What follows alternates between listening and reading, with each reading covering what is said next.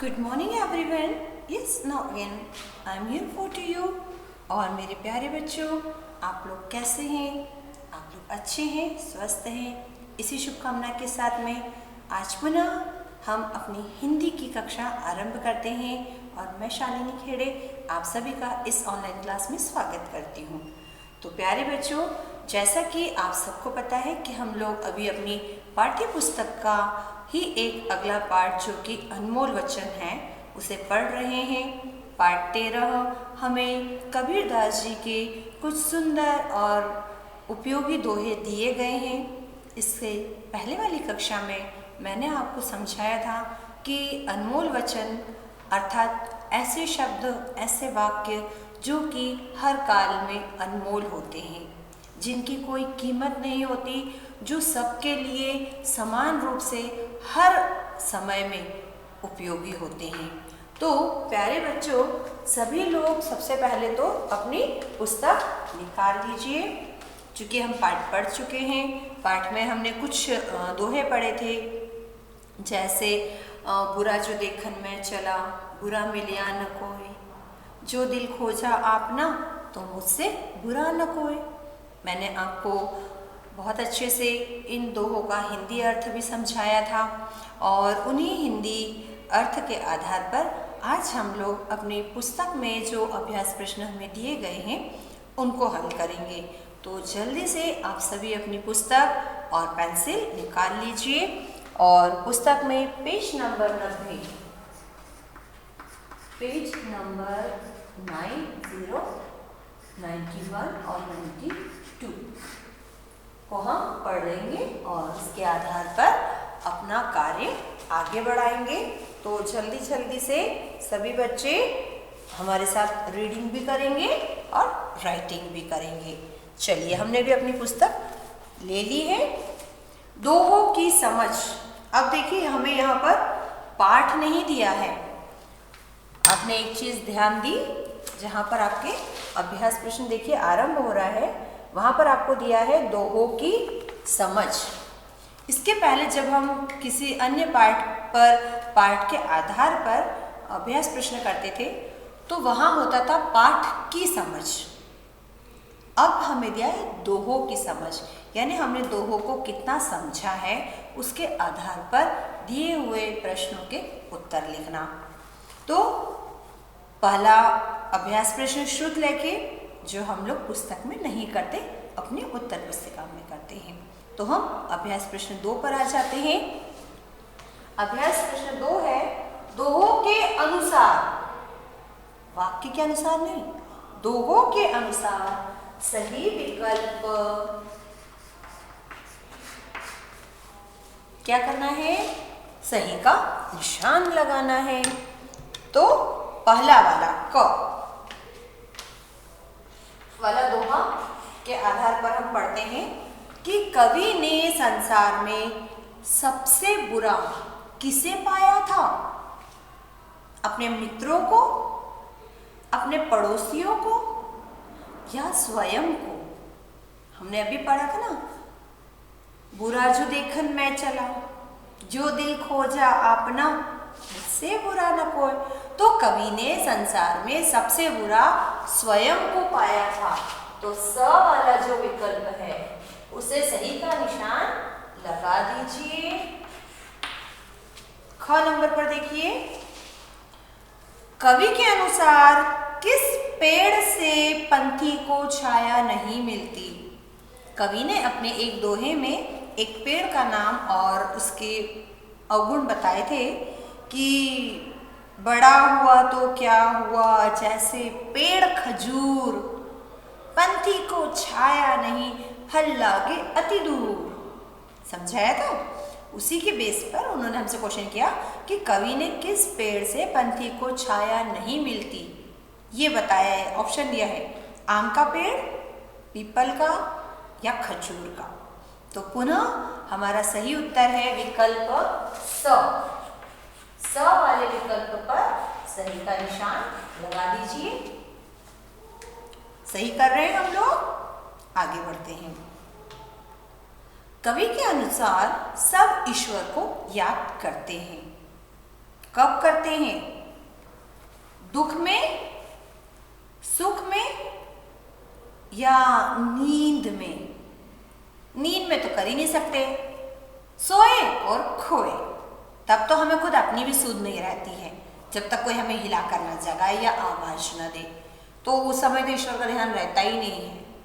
आया कभी गलती से किसी को भगवान जी का सपना, या किसी को सपने में ईश्वर दिखाई दिए? सुध ही नहीं रहती हमें तो, जो सोते हैं थक कर खेल कर, तो सीधे मम्मी जब आवाज देती तब नींद खुलती है। तो नींद में तो ईश्वर को याद नहीं करते।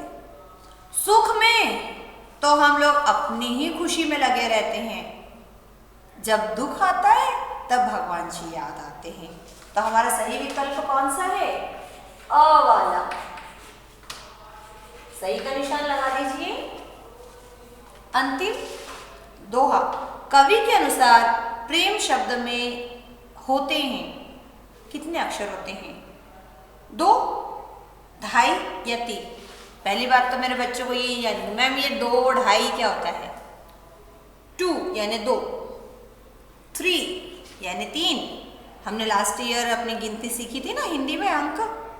हाँ, और 2.5 मतलब कि 2 और आधा अक्षर, है ना। तो प्रेम में हमने कल आपको लिख के बताया था कि उसमें कितने अक्षर होते हैं? प, म और आधा र। तो टोटल कितने हुए? कुल हुए 2.5। तो हमारा सही विकल्प कौन सा है बेटा?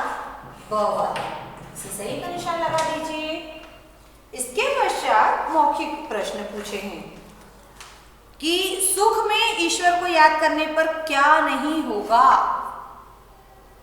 सोचिए, आप सिर्फ दुख आने पर ईश्वर को याद करते हैं, लेकिन अगर आप सुख में भी ईश्वर को याद करेंगे तो क्या होगा? बताएं। जो सुख में सुमिरन करे तो दुख काहे को होए। अगर सुख में ईश्वर को याद करते हैं तो दुख नहीं होता है, क्योंकि दुख ईश्वर आने ही नहीं देते हैं। ठीक है ना। अगला प्रश्न है, कवि के अनुसार किस पेड़ में फल बहुत ऊंचाई पे लगते हैं? अभी हमने पढ़ा था कि खजूर के पेड़ से पंछी को छाया नहीं मिलती और खजूर के ही पेड़ में फल बहुत ऊंचाई पर लगते हैं। प्रश्न नंबर 4, अभ्यास प्रश्न, दोहों की कुछ पंक्तियां हैं जिन्हें हमें पूरा करना है। तो चूंकि आपके पास में अच्छे खासे दोहे लिखे गए हैं और जिस प्रकार अब लोग अपने रिक्त स्थान या कविता की पंक्तियां पूर्ण करते हैं पाठ को पढ़कर, उसी प्रकार आप दोहे को पढ़कर दोहों की पंक्तियां पूर्ण कर सकते हैं।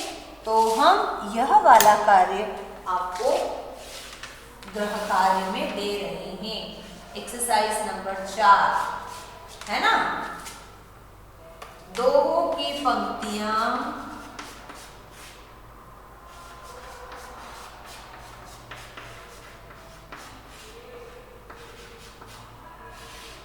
स्वयं पूर्ण करें। इससे क्या होगा? एक तो आपको दोहा भी याद हो जाएगा, है ना, दोहे भी याद हो जाएंगे और दोहे पूर्ण भी हो जाएंगे। 2 फायदे हैं। आप स्वयं से याद करके उसे लिख सकते हैं बेटा। तो यह कार्य बहुत सरल और बहुत छोटा सा है, इसलिए यह कार्य हमने आपको स्वयं करने को दिया है। आगे बढ़ते हैं। अभ्यास प्रश्न 5, दोहों का भाव स्पष्ट कीजिए। भाव का मतलब समझते हैं? भाव मतलब कि उन पंक्तियों में कवि ने क्या बोला है, क्या कहा है, क्या समझाना चाहा है, उसका मीनिंग क्या निकलता है, उसे हम लोग नॉर्मली इजी सरल रूप से कहते हैं भाव। हर कार्य में, हर संज्ञा शब्द में कोई ना कोई भाव होता है। उसी प्रकार यहाँ तो दोहे दिए हैं और दोहे मतलब आपको कुछ कहा गया है, तो उस पूरे दोहे का मुख्य उद्देश्य क्या है, उसका भाव क्या है, वो हमें बताना है। और चूंकि यहाँ पर उन्होंने स्पष्ट करने को बोला, स्पष्ट मतलब कि अच्छे से समझाना है। तो यह कार्य बेटा हमारी पुस्तक में देखिए, हमारे पास यहाँ पर पर्याप्त स्थान नहीं दिया है, तो हम इस कार्य को अपनी उत्तर पुस्तिका में जब हम लोग अपना प्रश्नोत्तर लेखन का कार्य करेंगे तब उसके साथ में ही इन्हें पूर्ण करेंगे। ठीक है, तो हम आगे बढ़ते हैं और जो कार्य पहले हमें अपनी पुस्तक में पूर्ण करना है वह कर लेते हैं। और इसी कार्य में हम आगे बढ़ते हैं तो वहाँ पर है हमारे पास भाषा की समझ। क्या दिया है? भाषा की समझ।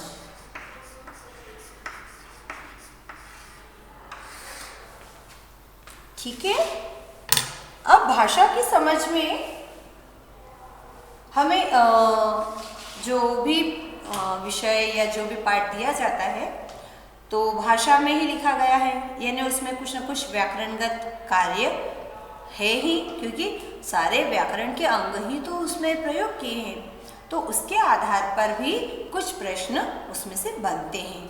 तो हमें भाषा की समझ में उन्हीं व्याकरणगत अभ्यास प्रश्नों को हल करना है। तो चलिए हम इसको आगे बढ़ाते हैं। हमारा पहला जो अभ्यास प्रश्न है भाषा की समझ में वह है बेटा,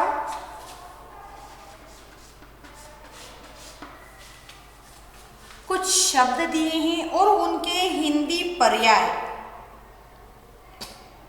हिंदी पर्याय समझते हैं, उनको चुनकर टिक करना है। अब आप कहेंगे मैम ये हिंदी पर्याय क्या होता है?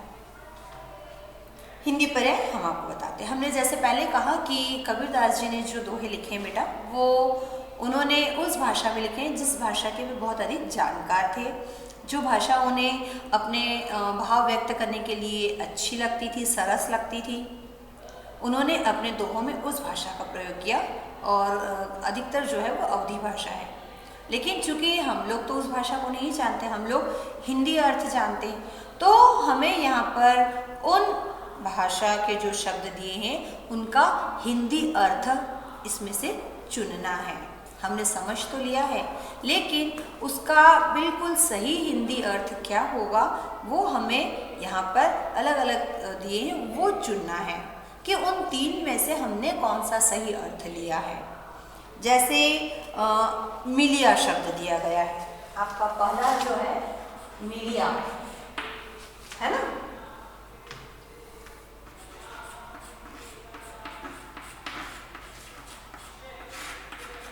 इसके सामने आपको तीन शब्द दिए बेटा, मिलन, मिला और मिलेगा। लेकिन उसके पहले हमें यह शब्द कहाँ प्रयुक्त हुआ है उस दोहे को पढ़ते हैं। बुरा जो देखन मैं चला, बुरा न मिलिया कोई, ये शब्द वहां पर आया है इस दोहे में।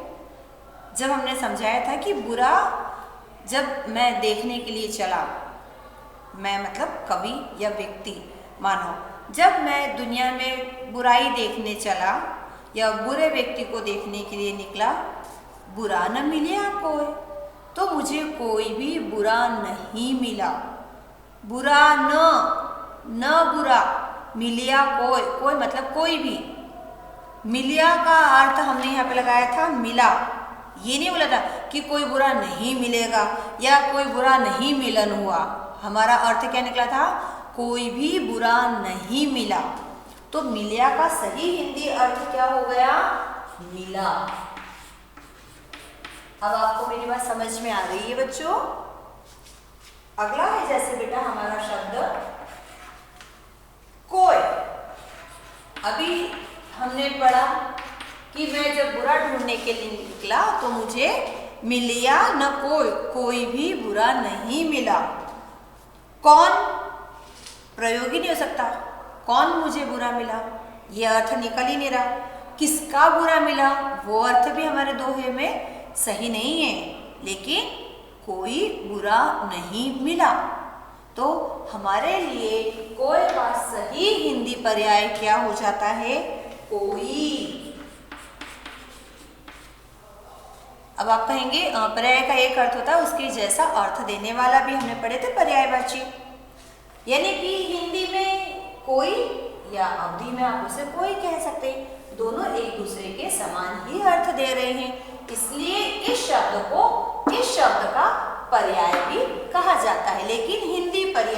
क्योंकि यह पूर्णतः हिंदी शब्द नहीं है, ये हिंदी भाषा में से ही एक अन्य भाषा का शब्द है। ठीक है। ग, या यूं कहें कि अलग अलग स्थानों पर अलग अलग बोलियां बोली जाती है बेटा, और कई बार साहित्य का सृजन भी उसी बोली में हो जाता है, लेकिन अन्य लोगों को समझने के लिए फिर उसको भाषा में थोड़ा सा बदलना भी पड़ता है। तो यहाँ पर हम लोग दिए गए शब्दों के हिंदी पर्याय लिख रहे हैं।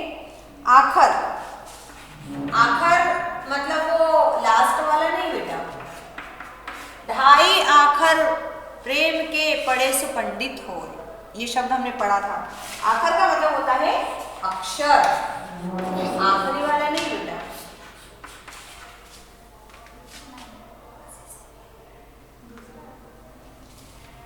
फिर है तौलिके, तौलिके मतलब तौलकर।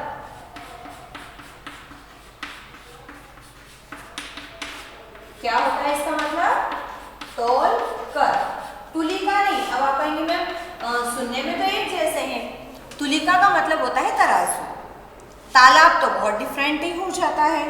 सॉरी, यहाँ पर आपको दिया है तालिका, तालिका मतलब कि लिस्ट या सूची।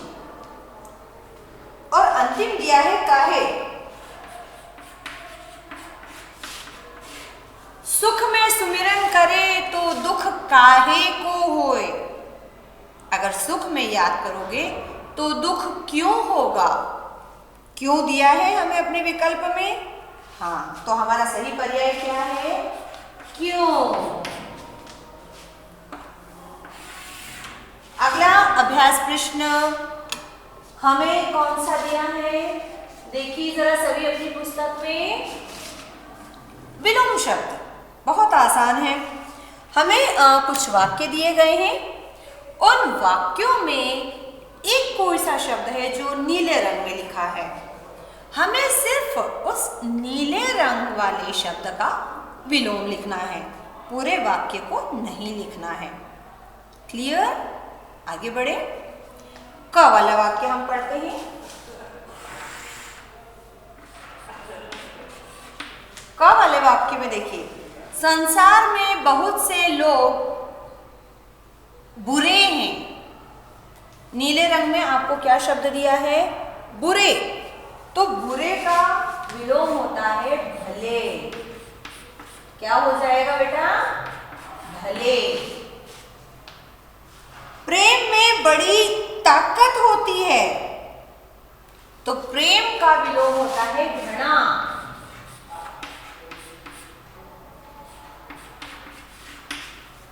ग वाला देखिए, वाक्य पढ़ते हैं हम।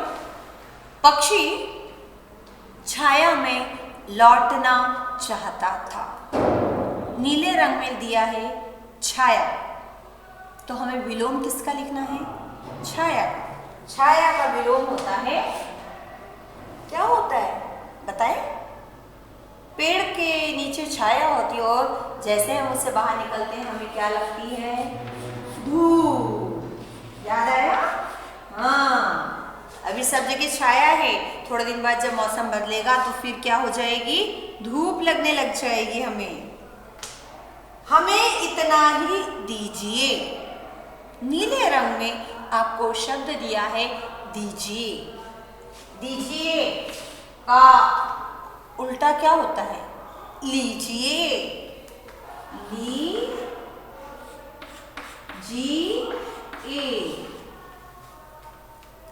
ठीक है बेटा, चलिए आप जल्दी से इस कार्य को कर लीजिए, फिर हम इसके आगे वाला कार्य करवाते हैं।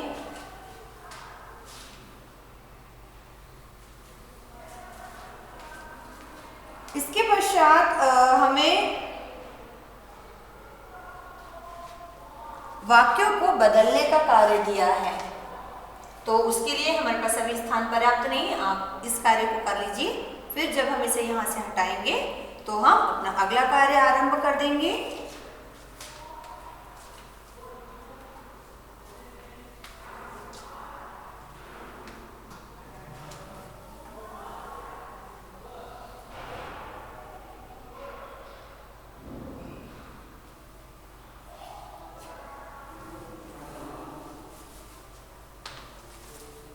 चलिए, हमें उम्मीद है आपने अपना कार्य कर लिया होगा, तो हम इस कार्य को यहाँ से हटा देते हैं।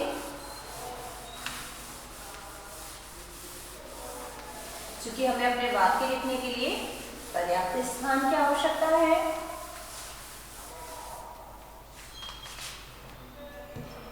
अभ्यास प्रश्न 3।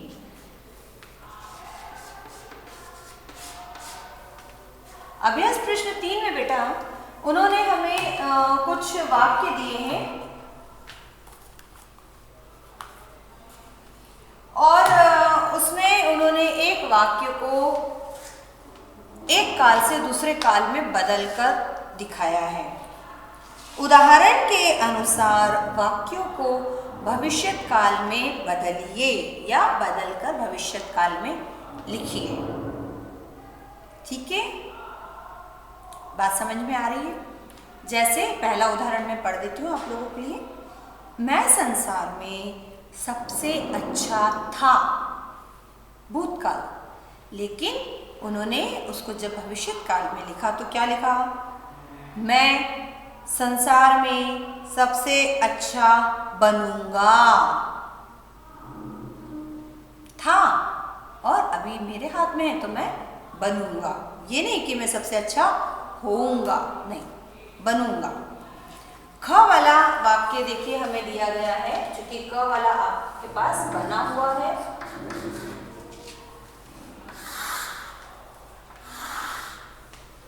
माली बार बार पौधे सींचता था, तो वाक्य की शुरुआत तो वैसी ही होगी। माली बार बार पौधे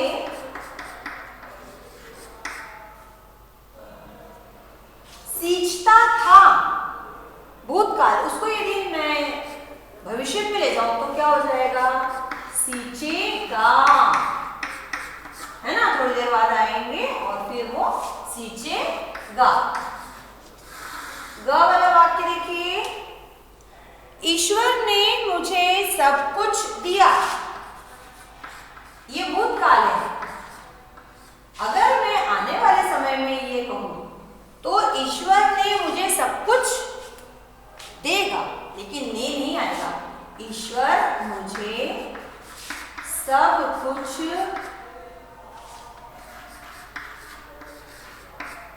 देगा या देंगे?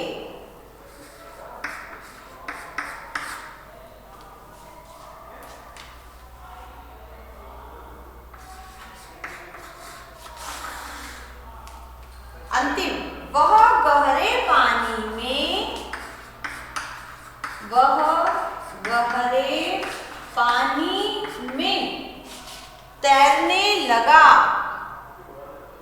2 मिनट पहले तैरने लगा, लेकिन और आगे भविष्य में तैरेगा। ठीक है, इसके बाद में हमें अभ्यास प्रश्न 4 जो दिया है बेटा, उसमें उन्होंने हमें कहा है कि दिए गए वाक्यों में गुणवाचक विशेषण शब्दों पर घेरा लगाइए। यानी कि गुणवाचक विशेषण किसे कहते हैं? हमने विशेषण पढ़ा था, विशेषण के भेद भी पढ़े थे, मगर पुनः आपके लिए हम एक बार गुणवाचक विशेषण की परिभाषा दोहरा रहे हैं। संज्ञा या सर्वनाम शब्दों के रंग रूप, नॉर्मली जो शब्द होते हैं वो संज्ञा या सर्वनाम के होते हैं, उनका रंग रूप या उनके गुण दोष, यानी कि उनकी अच्छाई या बुराई, आकार आदि संबंधी विशेषताएं बताने वाले जो शब्द होते हैं उन्हें गुणवाचक विशेषण कहते हैं। सरल रूप से संज्ञा सर्वनाम की विशेषता बताने वाले विशेषण होते हैं। संज्ञा सर्वनाम की गुण दोष आकार संबंधी विशेषता बताने वाले गुणवाचक विशेषण होते हैं। ठीक, अब हम अपने कार्य को आरंभ करते हैं। हमें वाक्य को पढ़ना है, उसमें संज्ञा वाला शब्द या जो सर्वनाम वाला शब्द है उसे ढूंढना है उसके आगे जो विशेषण लिखा है वो कौन सा है गुणवाचक विशेषण शब्द, वो हम उसमें से अलग कर देंगे या उसके ऊपर गोल घेरा लगा देंगे। तो पहला वाला आपको वाक्य दिया है बेटा, देखिए, संसार में अच्छे लोगों की कमी नहीं है। संसार में लोगों की कमी नहीं है या अच्छे लोगों की कमी नहीं है। तो जो अच्छाई है वो जो लोग शब्द है उनकी अच्छाई या उनके गुण बता रहा है। तो जो अच्छे शब्द है बेटा वो हमारा गुणवाचक विशेषण है। उस पर इस तरह से गोला लगा दीजिए। साधु होते हैं मगर कैसे होते हैं? ज्ञानी, और ज्ञान जो है वो गुण होता है। तो हमारा गुणवाचक विशेषण क्या हो गया? ज्ञानी। उसे भी इस तरह से गोला लगा दीजिए। ग वाला वाक्य देखिए, हमें वाणी का प्रयोग करना चाहिए मगर कैसी? मधुर वाणी का प्रयोग करना चाहिए। तो मधुर शब्द के ऊपर इस तरह से गोला लगा दीजिए। घ वाला देखिए बेटा वाक्य, वह छाया में लेटना चाह रहा था। कैसे छाया में लेटना चाह रहा था? शीतल छाया में। और शीतल जो है वह गुण है, इसलिए शीतल हमारा गुणवाचक विशेषण बन गया। तो हमने उसे गोला लगा दिया या गोल घेरा लगा दिया। अंतिम वाक्य, दुखी व्यक्ति ईश्वर को याद करता है। व्यक्ति संज्ञा, कैसा व्यक्ति? उसका दोष या उसका जो तकलीफ है वो हम लिख रहे हैं कि वह व्यक्ति कैसा है? दुखी है बेटा। तो यह शब्द गुणवाचक विशेषण बन जाता है, इसलिए हमने इस शब्द के ऊपर घेरा लगाया है। तो इस तरह हमारे गुणवाचक विशेषण शब्द पर घेरा लगाने का कार्य यहाँ पर समाप्त हुआ है। और इसके साथ ही हमारे पाठ 13 के अभ्यास प्रश्न लेखन का कार्य भी यहाँ पर पूर्ण होता है। तो उम्मीद करती हूँ आज का कार्य आप लोगों ने अच्छे से किया होगा, समझा होगा। तो आज के लिए हमारा इतना कार्य पर्याप्त है। हम अपनी अगली कक्षा में पुनः आपसे मिलेंगे इसी पाठ को और थोड़ा आगे बढ़ाते हुए। तब तक आप सभी लोग घर पे रहें, अपना अभ्यास निरंतर जारी रखें। इसी कामना के साथ मैं आपसे विदा लेती हूँ। Bye bye.